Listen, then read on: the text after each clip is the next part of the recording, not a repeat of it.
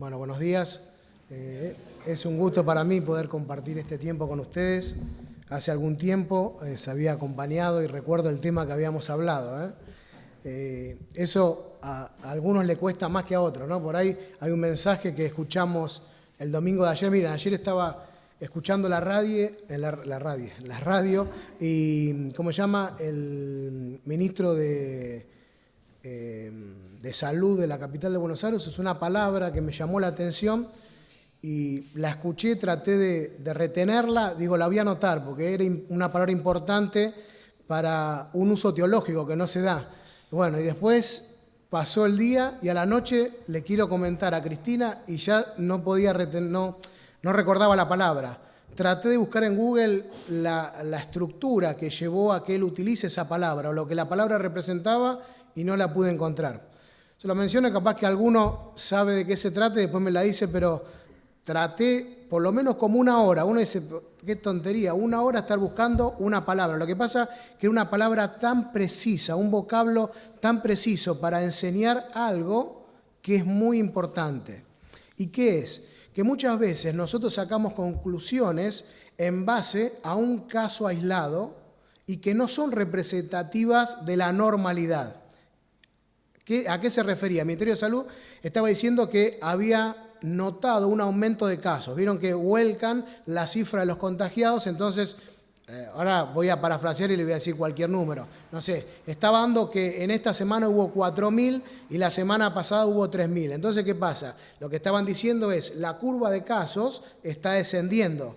Pero entonces, ¿cómo? Está descendiendo si hubo más. Bueno, entonces lo que dijeron es, hubo algunas jurisdicciones que no habían pasado la semana pasada los casos, entonces ahora se duplicaron, pasaron los de la semana pasada y esta, supongamos, y de esa manera la medición que se hizo, el estimado que se hizo, es de casos aislados, pero no muestra la representatividad, la curva estaba descendiendo, ¿se entiende? Bueno, él usó una palabra muy precisa para representar esta figura, que el número que está no es representativo porque está basado en algunas apreciaciones puntuales, específicas y de casos.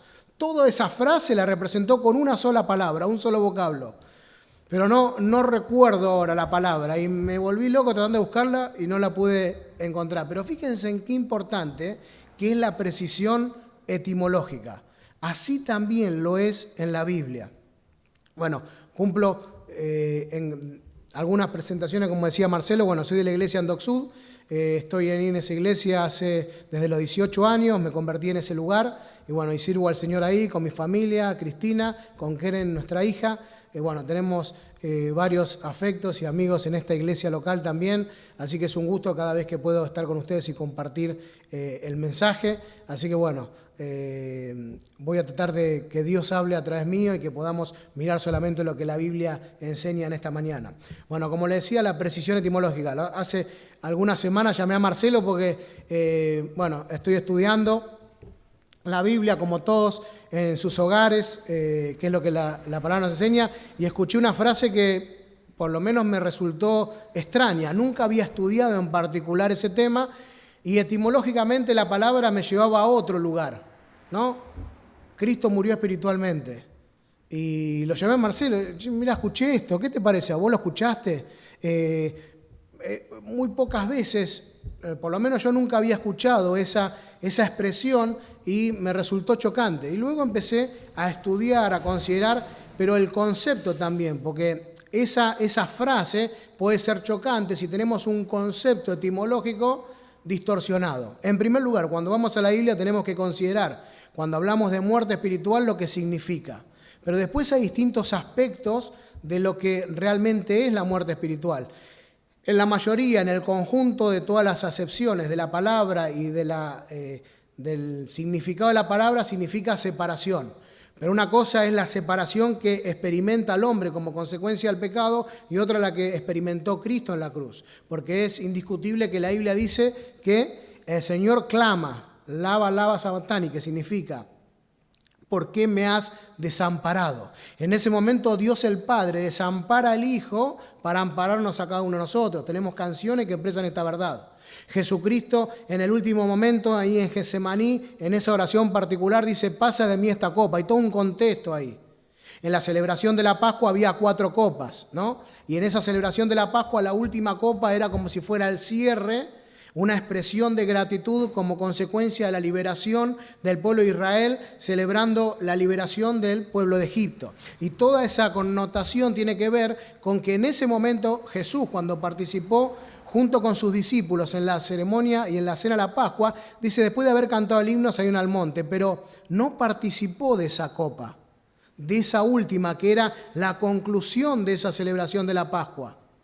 Y luego está esa oración del Señor y tiene una conclusión en la cruz.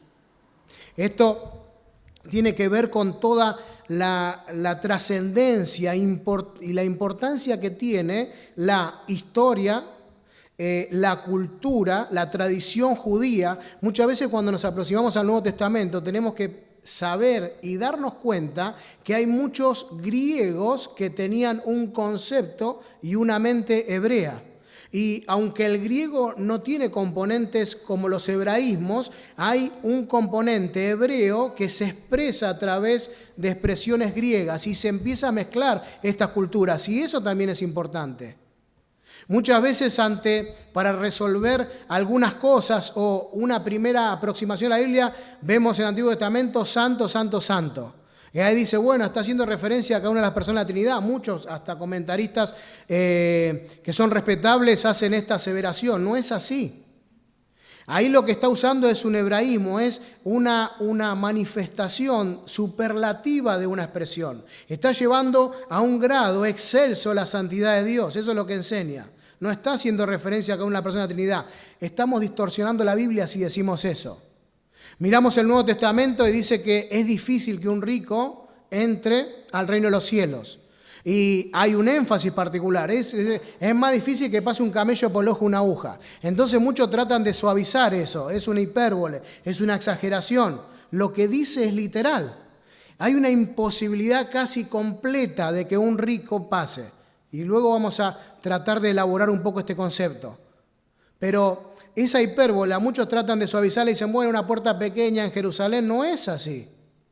Hay personas que cuando se refieren a la Biblia dicen, Pablo dice, el poder del Evangelio, la palabra dinamis. Y ahí muchos dicen, no, porque claro, aquí está, ese es el poder del Evangelio, dinamita. ¿Cómo dinamita? ¿Cómo es posible que Pablo tenga un concepto que no se había descubierto hasta ese momento? El concepto de la dinamita no era un concepto que estuviera en la mente de Pablo para esa expresión, tiene otro concepto de un poder generador. Todas estas cosas, fíjense, tienen que ver con la manera en la que nos aproximamos a la Biblia y tienen que llamarnos la atención a poder hacerlo de la manera apropiada y correcta. A través de los tiempos, muchas personas se aproximaron a la Biblia e indujeron a la misma iglesia a errores. Pensamos en Pelagio, pensamos en Arrio. Entonces, hay personas que se aproximaron a la Biblia y distorsionaron la verdad de Dios por no interpretarla correctamente. Y por eso hay una gran carga en aquellos que tienen la responsabilidad de enseñar las Escrituras, en aquellos que tienen la responsabilidad de alimentar dentro de la iglesia a cada uno de los miembros con la palabra. Hay una distorsión muchas veces de la verdad de Dios y de la transmisión de la verdad de Dios. Y sabemos que solo es verdad de Dios aquello que está escrito en su idioma original. Cuando el hombre interpreta y accede a la Biblia, puede ingresar junto con eso el error humano. El Espíritu Santo nos guía, nos ilumina. ¿A qué? A poder considerar la revelación de Dios y poder comprenderla. Pero para eso tenemos que ser sensibles a la voz de Dios, comprender y entender el contexto en el cual las cosas fueron escritas. Hay gramática, hay historia, hay lenguaje original, hay un montón de cosas que nos tienen que aproximar a la verdad de Dios en su idioma original. Todos nos vamos a hacer este estudio, pero es importante que podamos ser sensibles a analizar, a considerar estas cosas profundamente. Vivimos en un tiempo en el cual empezamos a escuchar muchas voces de personas que se aproximan a la Biblia y aquí está el peligro.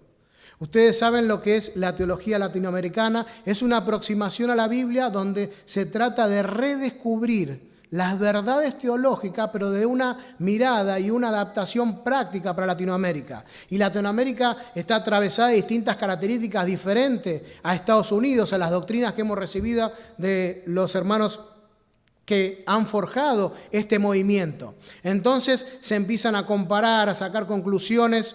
Algunas pueden ser correctas y apropiadas para la aplicación de la verdad de Dios y otras pueden ser distorsivas. Entonces hay un volver a las Escrituras para volver a, diríamos entre comillas, a reentender las Escrituras. Esto puede ser sano, pero puede ser muy peligroso. Está la teología feminista. Usted escuchó de esto, no se sorprenda porque hay exponentes teólogos feministas. ¿Y saben qué? ¿Usted alguna vez escuchó acerca de un Dios masculino o de un Dios femenino? Y a través del lenguaje tratan de cambiar esta retórica y lo que la Biblia enseña. Y bueno, no digamos a Dios Padre, digamos soberano. Y busquemos ciertos términos que no lo identifiquen con un concepto masculino. Pero la Biblia es la que determina. ¿Dios es hombre o es mujer? Pensó en esto y dice, pero esto es no tiene nada que ver. ¿Cómo? Sí, es muy importante.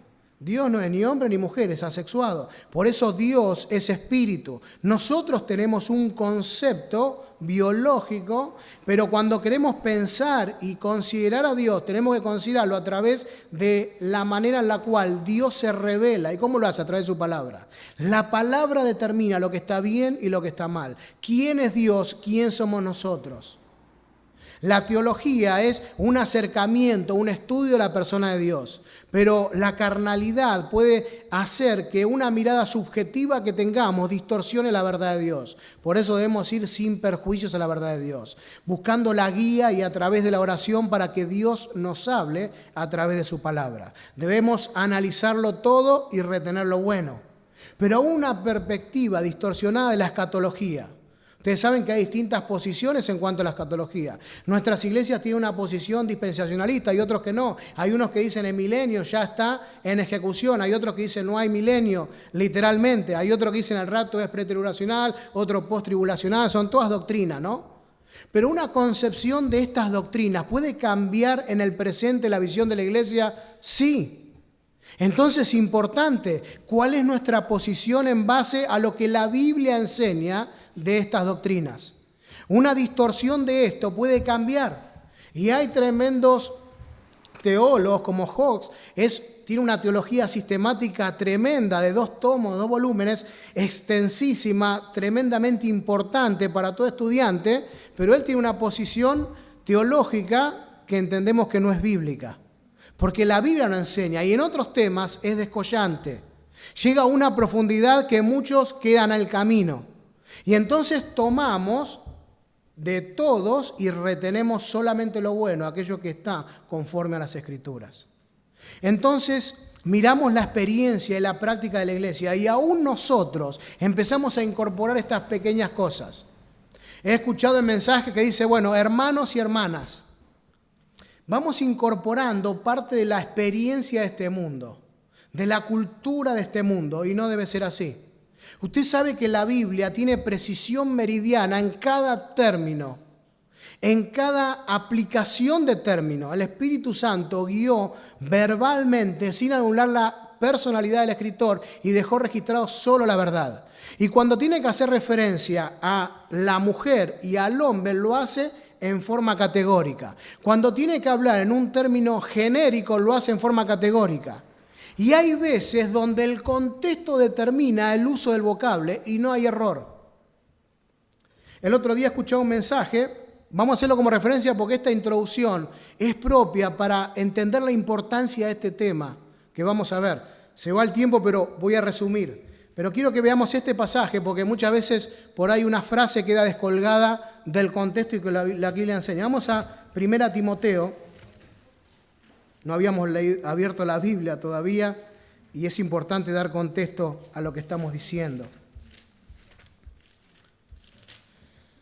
Deme un segundo.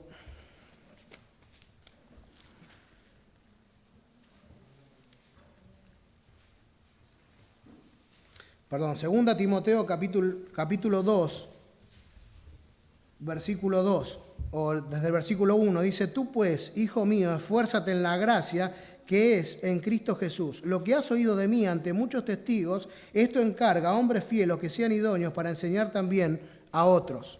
Tenemos este pasaje. Y el otro día un hermano estaba hablando, seguramente que sin ninguna malicia ni ninguna intención, más allá de sus palabras. Pero para que ustedes vean cómo se va permeando este concepto. El concepto inclusivo. El concepto inclusivo que va permeando a los jóvenes en la escuela, que lo vamos recibiendo en la televisión y que si en el hogar, usted sabe que si usted tuviera un hijo hoy y usted no le enseña que Dios hizo hombre y mujer y no más, su hijo va a tener una distorsión de esto y va a pensar, porque en todo lo que él recibe, en todo lo que ve, está esa distorsión expresa que es consecuencia del pecado. Si usted no lo enseña y no lo forma conforme a lo que la Biblia dice, va a haber una distorsión, va a haber a dos hombres besándose. Y eso es lo que ve. Y eso es un contraste con lo que la Biblia enseña, con el pecado. Hay personas que están luchando para que se pueda incluir en los manuales escolares a las personas trans como una variante biológica. Fíjense la locura, no tiene ningún concepto, ni siquiera racional y lógico esto. Pero bueno, al margen. Pero quiero decir, si usted no forma a su hijo va a encontrar y a recibir la deformación de este mundo. En este pasaje, el hermano dice, Timoteo debía buscar por mandato de Pablo hombres y mujeres fieles que sean idóneos para enseñar a otros. Y desarrolla todo su mensaje. Este pasaje no habla de mujeres. Pero la palabra que usa es antropos, sí, es un concepto para hombres genérico. Pero no habla de mujeres porque el contexto determina a quién se refiere. Y la enseñanza que tiene que dar a aquellos que Timoteo debía buscar es una enseñanza específica y es la que restringe a las mujeres. Bueno, pero ¿cómo son esas conclusiones? Son en base a la Biblia. El hombre tiene una responsabilidad de transferir un tipo de enseñanza, porque hay muchos tipos de enseñanza. La Biblia las discrimina y las selecciona. Hay una enseñanza que el hombre debe transmitir y la mujer no. Y otra enseñanza que sí la mujer debe enseñar y transmitir. Por eso la Biblia hace distinción. Dice que la mujer no enseñe, pero en otro pasaje dice que enseñe. Entonces, si usted estudia, va a ver que le dice que enseñe algo y le dice que no enseñe algo diferente. Eso que la mujer no tiene que enseñar es lo que el hombre tiene que enseñar. Estúdielo, véalo, si esto es así. Pero entonces encontramos cómo vamos incorporando estos conceptos del mundo. La distinción está clara en las Escrituras. Varón y hembra los creó. Y cuando hay que usar un término genérico, lo usa. Cuando hay que usar un término específico, lo usa. Cada vocablo es preciso en la Escritura, semánticamente. Y la construcción gramatical también es consistente con la enseñanza que se quiere impartir. Por eso hay veces en las cuales en la Escritura se omite, hay elipsis, se omite una palabra, se omite el sujeto. ¿Para qué? Para hacer un énfasis particular en la verdad que se está enseñando. En el Salmo 2 encuentra un momento en el cual cambia el auditorio. Entonces, el salmista está hablando y refiere a personas que todos están dentro del auditorio. Y lo hace con un énfasis particular, porque no es tan importante lo que se está diciendo, sino a quién se lo está diciendo. ¿Me entiende? Por eso es tan importante aproximarse a la Biblia de una manera genuina, pero buscar esa perla de oro que está ahí. Y aquel que empieza a encontrar estas perlas de oro está dispuesto a vender todo para comprar ese campo y hacerse de ese precioso tesoro. Ahora quiero que vayamos al libro de Marcos y terminamos con esta última canción, muy propicia, oportuna y acorde a lo que vamos a hablar. ¿Quién nos separará del amor de Jesús? Nadie. Bueno, ahí puede haber dos aplicaciones. Esteban tomaba una. Si nosotros hacemos el compromiso, bueno, ya les digo, por más que todos hayan sido sinceros, nos vamos a separar. Vamos a ser infieles al Señor, porque es natural. Hasta que el pecado, la presencia del pecado siga en nosotros, nuestra naturaleza, la vieja y la nueva, van compitiendo. Entonces va a haber momentos en nuestra vida en que vamos a elegir. Que no se sorprenda, Esteban, porque en un retiro de ancianos Cuando estaba el partido lo que hicieron es detener el retiro de ancianos para ver el partido y después siguieron. Eso, muéstrenme dónde está esa fidelidad y devoción. Hay cosas que compiten con Jesús. Cualquier cosa que ocupe el lugar de Jesús, no hace falta más decir nada en cuanto a esto. Entonces, si tomamos esa condición y ese canto como pensando en que nada nos puede separar conforme a lo que Él enseña del amor de Jesús hacia nosotros, ahí es completamente diferente. Él permanece fiel. Él es fiel porque es en base a lo que es Él. Dios debe ser considerado, honrado y adorado por lo que es y por lo que hace. Y cuando pensamos el amor hay dos componentes. Lo que hace, porque el amor no son palabras, sino que son acciones. Por eso Dios amó al mundo y envió a Jesucristo, dio a su Hijo. Eso es amor. Pero ¿saben qué? Hay otro concepto mucho más elevado e incomprensible, que es que Dios es amor. Es la esencia de Dios, es amor. Y Dios también, en esencia, es justo. Esto es maravilloso y es muy profundo. Son dos conceptos, por eso Dios es honrado, por lo que hace y por lo que Él es.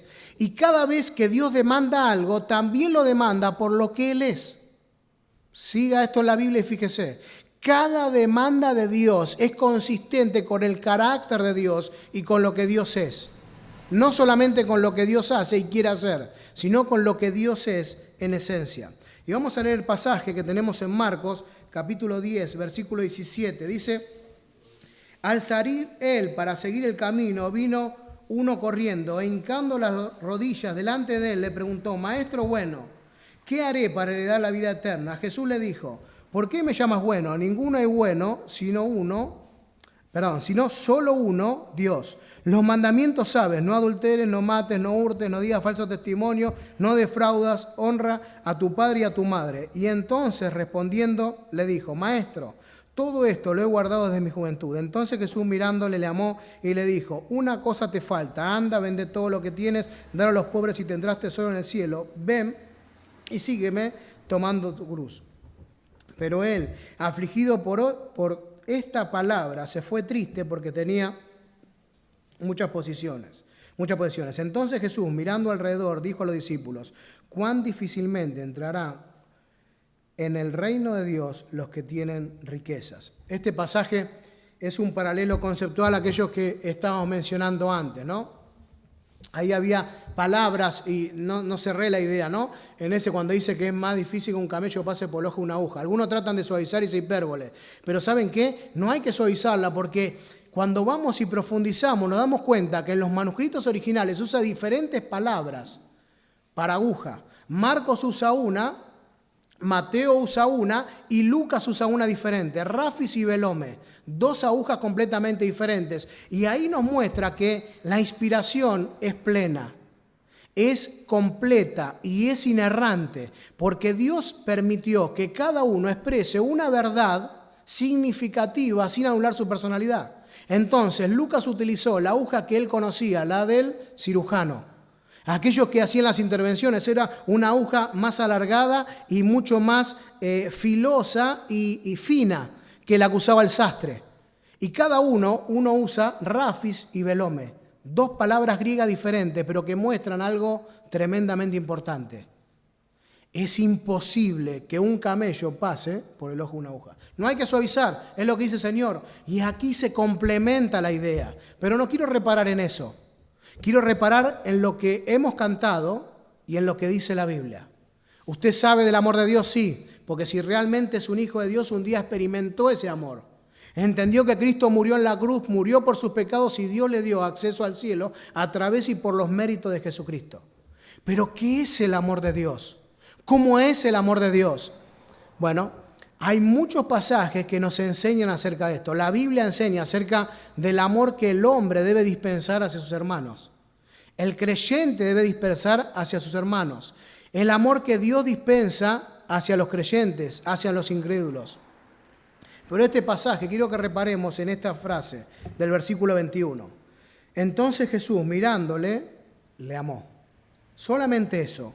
¿Cómo es este amor? Este pasaje es tremendo, un montón de cosas interesantes. Fíjense,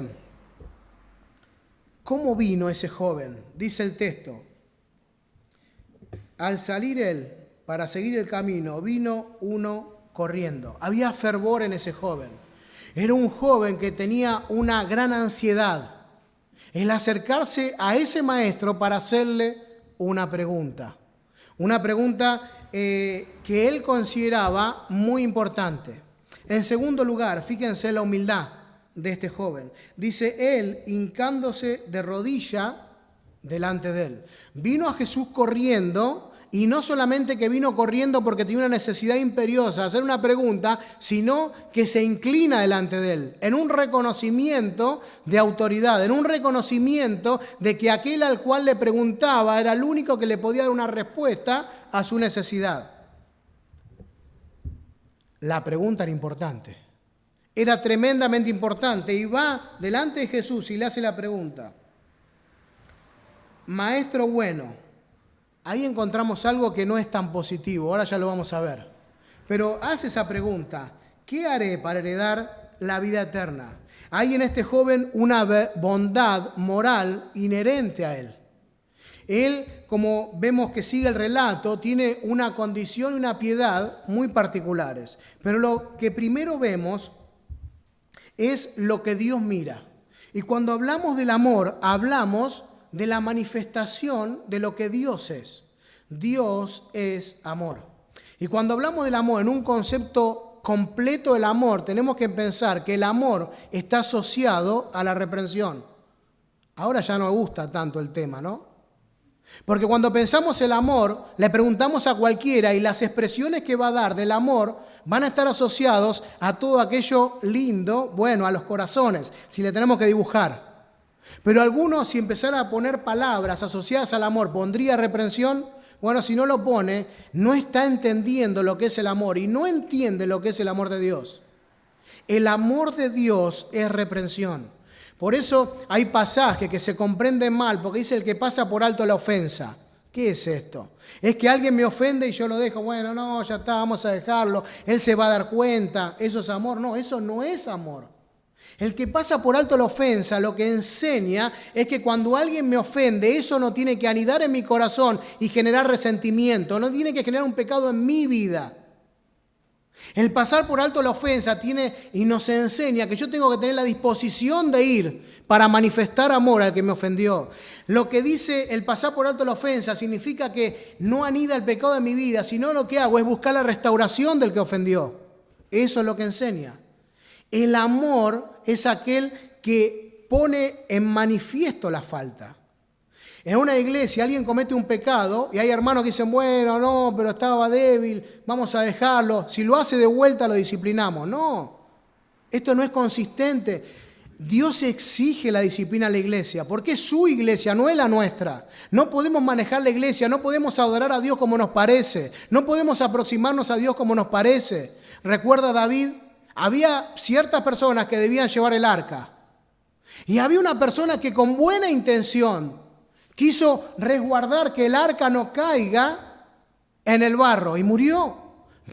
No es así. Por más bueno que sea lo que quiera hacer, si Dios no lo exige, si Dios no lo demanda, si Dios no muestra que es en esa dirección, no lo haga.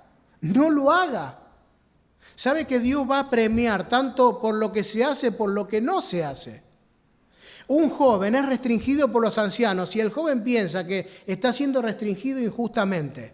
Si él se sujeta por amor a Dios y obedece a Dios en sujeción, esperando el tiempo que Dios establezca para ese tiempo en el cual o recombine a los que se equivocaron, o si no, premie a aquel que se mantuvo en obediencia a la verdad de Dios, salvo que vayan a imponerle una carga que vaya en contra de la Escritura, pero si no, uno tiene que sujetarse.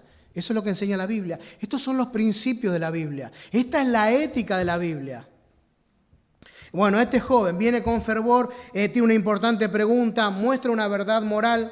Pero miramos Samuel, capítulo 16, versículo 7, y dice la Biblia que Dios mira el corazón.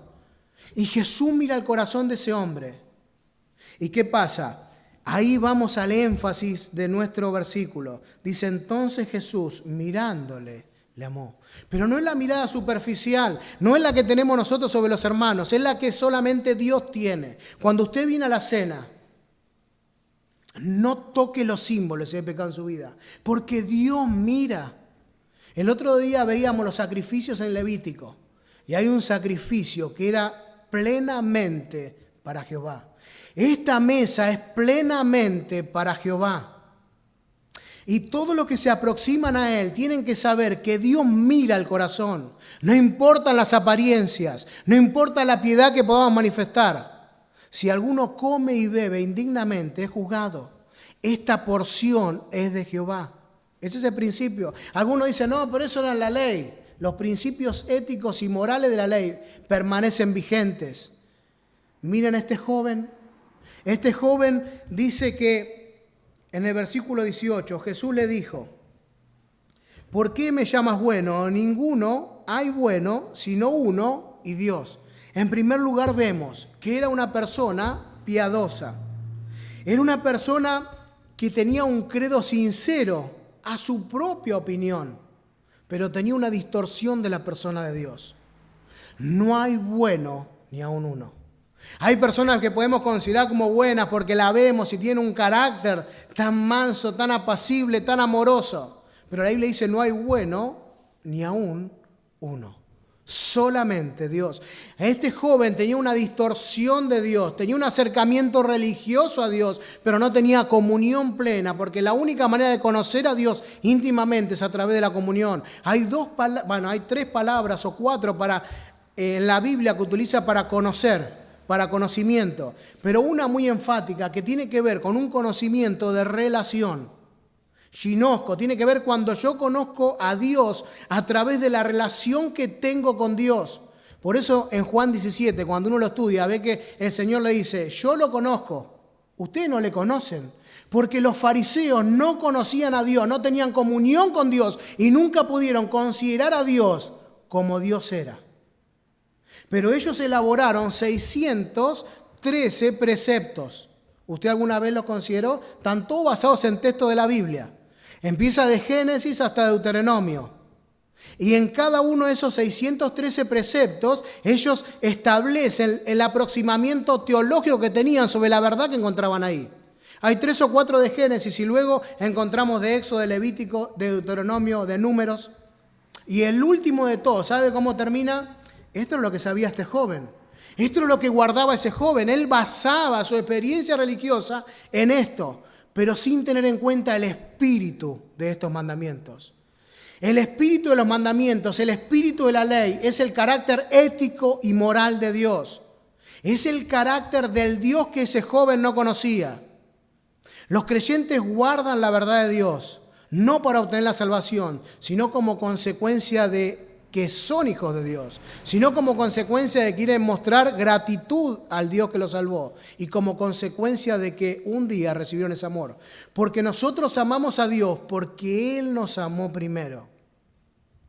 Volvemos a nuestro texto y encontramos en primer lugar el amor de Jesús. Es un amor profundo. Esto es el amor. Esto nos representa el correcto amor. El amor correcto está junto a la reprensión. Hay muchas cosas más para decir, solamente estamos tomando un punto del carácter del amor. En segundo lugar, el amor profundo está asociado a una confrontación oportuna, y eso es lo que hizo Jesús con este joven. Primero vamos a enumerar las cosas que... lo último, ¿vieron que le dije de los 613 preceptos de la Torá, de la ley del pueblo de Israel, lo que registraron? El último de todos, ¿sabe cuál era? Era que cada uno de estos preceptos los debían anotar y hacer en forma de canción y cantarlos. Así que este joven los conocía de memoria.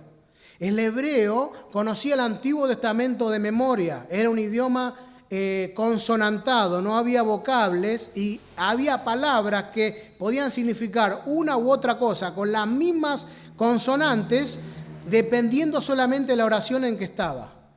Le doy un ejemplo. En Números se habla mucho de la murmuración, en Éxodo se habla mucho de la murmuración. Son los 2 libros donde más aparece la palabra murmuración. 5 en Éxodo y 6 en Números. Pero ¿sabe qué es interesante? que la palabra hebrea de murmuración, que encontramos en número y que se repite 6 veces, bueno, 5, porque una es diferente, pero 5 veces es una palabra que se traduce de 20 maneras diferentes. ¿Me escuchó? Al español se traduce de 20 maneras diferentes en el Antiguo Testamento. Una misma palabra hebrea. Es un idioma muy reducido en vocablos, pero es muy expresivo en imágenes. Por eso es tan importante lo que decíamos antes, los hebraísmos, toma, hijo mío, mi corazón. ¿Qué significa esto?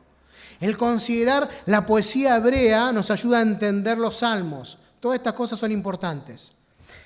Entonces este joven tenía el concepto pleno y acabado de la ley. Una confrontación oportuna. Primero vamos a ver lo que este joven tenía. ¿Qué era lo que tenía? Tenía una creencia firme en la piedad que debía manifestar hacia Dios y por eso guardaba. ¿Qué era lo que no le faltaba a este joven? Era ortodoxo en su liturgia. Estaba bien enseñado por los maestros. Gracias, Marcelo. Estaba bien enseñado por los maestros. Entonces, ¿por qué Jesús tiene que reparar solamente en una cosa? Porque fíjense, Jesús le dice, una cosa te falta. Pero él podía reenfatizar en las cosas buenas que tenía. ¿Por qué solamente en esa que le faltaba? Porque eso era lo importante. El apóstol Pablo siempre cuando escribe lo que hace es enfatiza las verdades y luego manda la reprensión. Era muy didáctico en la manera de expresarse y también muy empático en el acercamiento a las personas.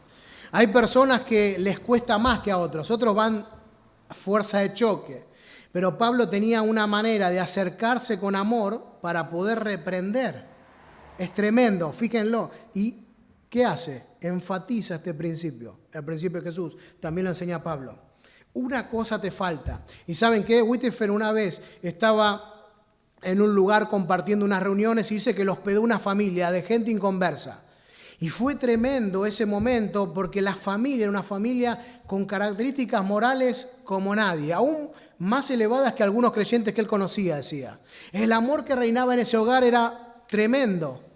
Lo único que le faltaba a esa familia era ser creyentes. Y dice que él durante todo el tiempo que estuvo ahí no les predicó. Dice que sentía como un ardor de predicarles, pero estaba restringido a eso. Pero dice que al irse no podía hacer más. Y lo que hizo dice que escribió en un espejo que había. Dice que puso, una cosa le falta. Y esta idea es la idea que encontramos aquí. Si hay algo que falta a nuestra experiencia de vida, nos imposibilita tener una relación correcta con Dios. Un solo eslabón hace que esa cadena pierda la resistencia y la fuerza. Uno solo. Por eso es importante la revisión permanente de nuestra vida. Eran estas personas muy amables. Y él escribe esta frase, una cosa te falta. Encontramos en este relato también una exhortación oportuna. Jesús fue severo. Era necesario que Jesús enfatice esta verdad. Resumimos, hay mucho para ver. Usted puede seguir estudiando y analizándolo después el texto. Pero reparamos en lo último y apelamos, aquí vimos un montón de cosas y fuimos para todos lados y seguramente que todos aquellos que somos creyentes nos llevamos distintas cosas. Disparadores, ¿para qué? Para seguir estudiando. No pudimos profundizar en ninguna. Pero Dios nos ha enseñado muchas cosas. Pero si hubiera alguien en esta mañana que no es del Señor, no los conozco yo, hace tiempo que no vengo, así que por ahí hay alguien sentado que nos visita, un amigo, un compañero, alguien que asiste a la escuela bíblica o que está con los jóvenes, pero que nunca conoció a Jesús realmente como este joven no le conocía. Y como este joven se puede ir de este lugar sin conocer a Jesús. Este joven tuvo la oportunidad porque encontramos que Jesús le amó como ama a cada pecador. Aquí también etimológicamente esa palabra no es tan precisa, porque Dios aborrece el pecado. El amor de Dios está en conflicto con el pecador, pero Dios muestra su amor para con nosotros, en que siendo aún pecadores, Cristo muere por nosotros. Entonces encontramos aquí que hay un amor manifiesto, hay una confrontación oportuna, pero hay una decisión trágica. Este joven, luego de escuchar a Jesús, no podemos profundizar, luego el intercambio de palabras dice, pero él, afligido por esta palabra, se fue triste porque tenía muchas posesiones. ¿Cuál era el pecado de este joven? Si guardaba la ley y guardaba todo. Dios no ocupaba el primer lugar en su vida y Jesús fue a ese lugar. Porque le dice, una cosa te falta. No tenemos tiempo para mirar, ¿no? Las tablas de la ley, vamos a Éxodo, las analizamos y vemos lo que representaban esas tablas.